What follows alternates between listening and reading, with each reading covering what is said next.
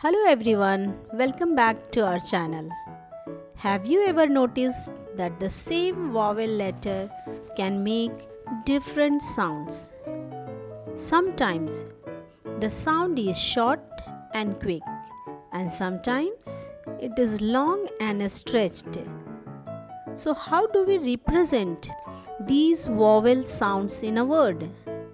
Today we are going to learn two special symbols that helps us represent long and short vowel sound. Here you can see a little curved mark which is called breve, and it shows short vowel sound. Let's have some example for it. In apple, A says a, apple. In bed, E says a, bed. In fish, I says e, fish.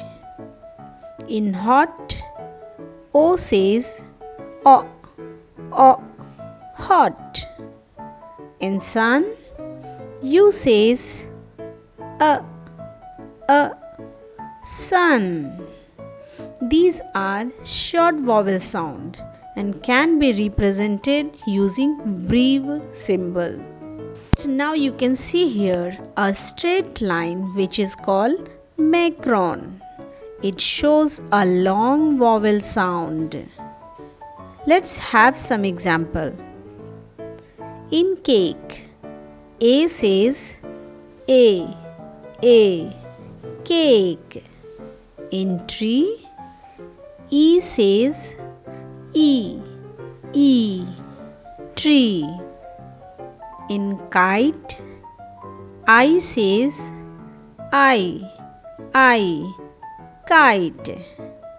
In rope, O says o, rope. In cube, U says U, cube. In all these vowels, it says its own letter name only, and this is called long vowel sounds.